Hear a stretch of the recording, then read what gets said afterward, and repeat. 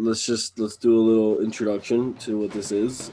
I don't know how we're gonna do this. I have some notes, and we'll see. It'll get better with everyone. Sounds good.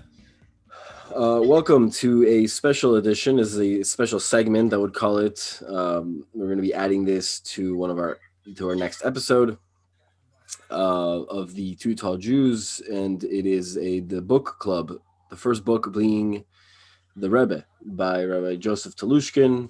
For those watching, you can see a cover of the book, and it is a biography of the Lubavitcher Rebbe, Rabbi Menachem Mendel Schneerson, of blessed memory.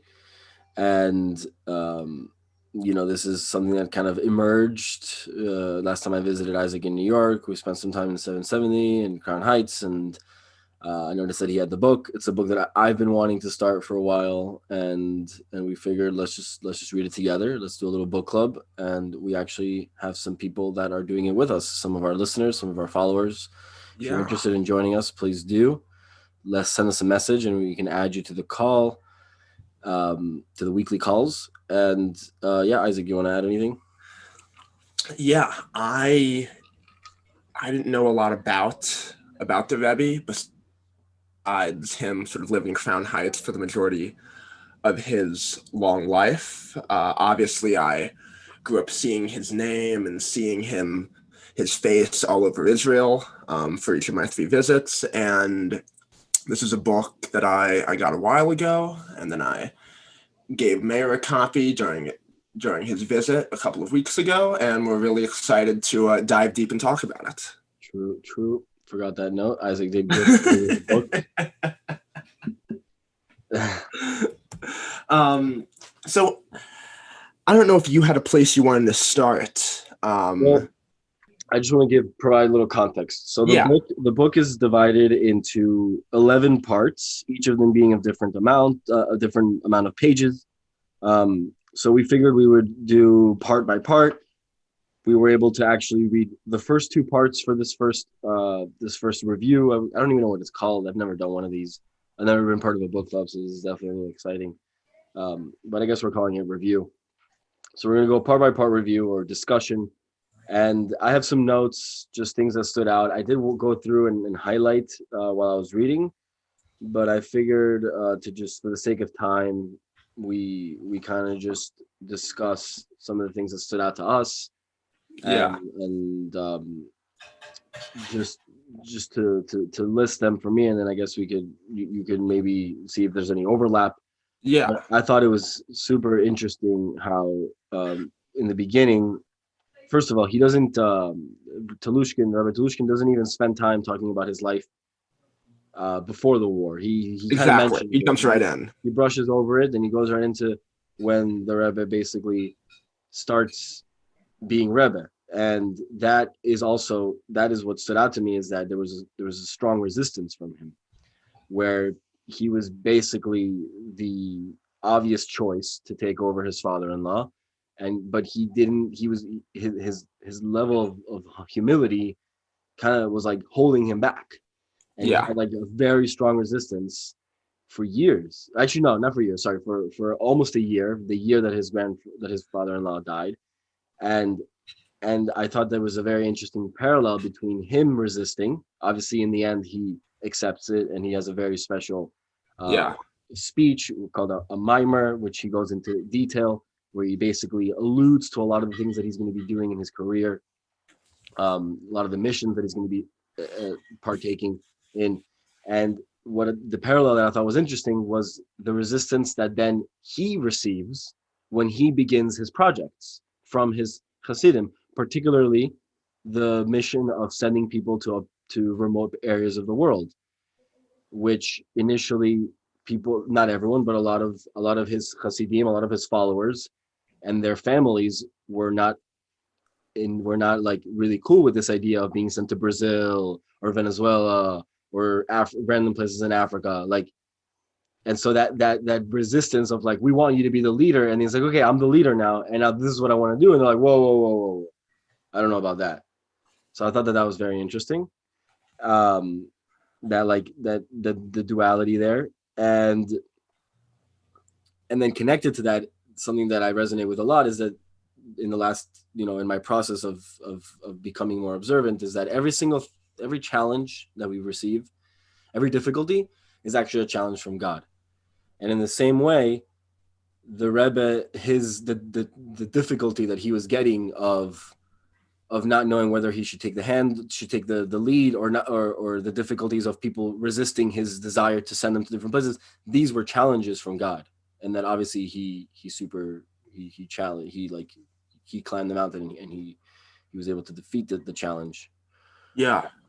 I really enjoyed, in the beginning, I was trying to understand Telushkin structure, and I really enjoyed how he, at the beginning of a chapter, he would have a quote, and over the course of reading the chapter, that quote became contextualized, and typically that quote would appear at the very end, and it would all make sense. Whether it be a quote from the Rebbe or another individual said, I like that structure and how that sort of guided the narrative, especially from him not being the Rebbe to becoming the seventh Rebbe. Yeah, especially so there's an early chapter that talks about the one-on-ones that he would have, the Yichud. How do you pronounce it? Yechidusin. Yechidusin. Or Yichud in singular. Yeah. So there's a chapter in the beginning. I think it's chapter. Is it on Rabbi Irving Bloch or Yitzhak Bloch? Yeah. So chapter 3. Yeah. Rabbi Telushkin goes into certain special yichudus and certain special meetings that the rabbi had with people over the years. For a very long time, the Rebbe would actually meet with people for hours, starting at 8 p.m., going basically up until sunrise. Yeah. And he did it into his early 80s. Yeah. And at that point, that's when he had to stop, and he had to become, that's when the dollars started. And basically he opened it up for everyone, that people would make a long line on Sundays, and they would receive $1 for tzedakah, and they would have seconds to speak to him. So, yeah. Yeah. And one of the things, I guess, being a secular Jew and priding myself on my secular Judaism, I found it really fascinating and was rather impressed with his breadth of the secular world, whether it's talking about TV shows or American cartoons when it came to how can we implementing something within Chabad, or his understanding of Upton Sinclair when he was talking to the novelist, and or his breadth of knowledge when he was talking to Bloch about philosophy and telling him something about Plato that he didn't know about Plato. And then from then on, he was sort of anti-Plato, and he was all about Aristotle. And so that was, and he was really a pure polymath in many respects, didn't need a translator, knew 4 or 5 different languages, and was conversational in Italian. I mean, that was really stood out to me. Right. And I think that is something that we still see. And this is another point that I had in my notes of how Chabad really wants to reach any Jew, regardless of their observance. And it really doesn't matter. It truly doesn't matter. And that's something that he got a lot of flack from some people about.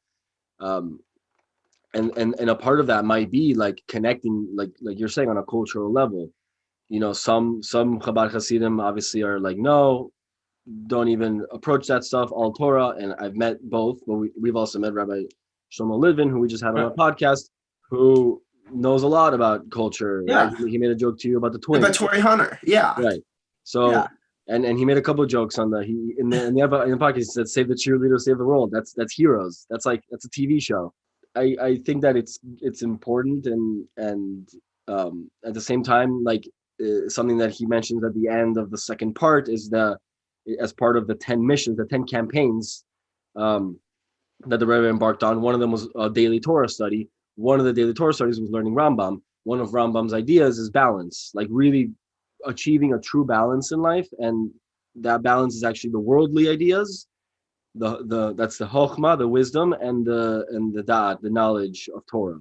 So, and that's actually Chabad. Chabad is an acronym for Chokhmah, Bina, and Da'at, knowledge, Chokhmah is education. Oh my God, I'm gonna screw this up, but I'm gonna look it up real quick because I don't want to mess it up. We're recording. Chokhmah, Bina, and Da'at. It's wisdom, understanding, and knowledge. So those are Chabad stands for three words, which are wisdom, understanding, and knowledge.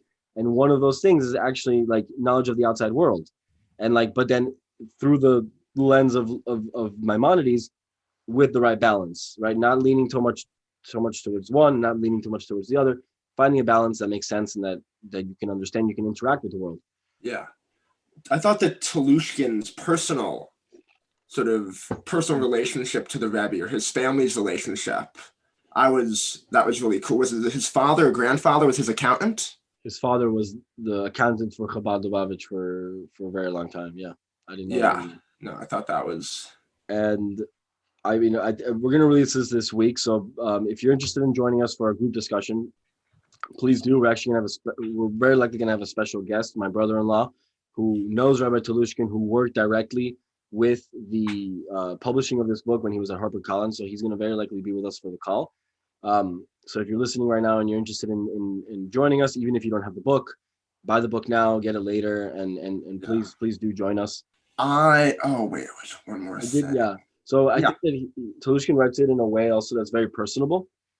Yeah. Like the description of the Rebbe's blue eyes, and like it really makes you feel like you're in the room. Yeah. Oh yeah. I wanted to say one thing about, there was a discussion in the section about connecting to individuals, about the time that Begin in 1977 came to Crown Heights. And I think you mentioned this to me. He came to Crown Heights to see the Rebbe, and then he went to go see President Carter. Yeah. And after the meeting with President Carter, one of his aides went back to Crown Heights to provide a summary. Mm-hmm. And yeah. And what Begin said to how he held firm with President Carter about not giving over land, and how I could sense the pride in the Rebbe when the Rebbe heard the way in which he explained that, mm-hmm. and how he sort of drew Carter in. I thought that was really. Yeah, they don't make him like Begin anymore. Right. And now people are gonna think we're crazy right wingers. And just the last thing I wanted to say was that just from these first couple of chapters, especially with the chapter of the 10 campaigns, I could list them real quick. 10 campaigns being, here he lists them. I'm sorry, give me a sec. Number 1 being putting on tefillin. Number 2, the women lighting Shabbat candles. Number 3 being Jewish education for the children. Number 4 being kashrut, observing kashrut, being kosher in the home and outside the home. Number 5 being giving tzedakah.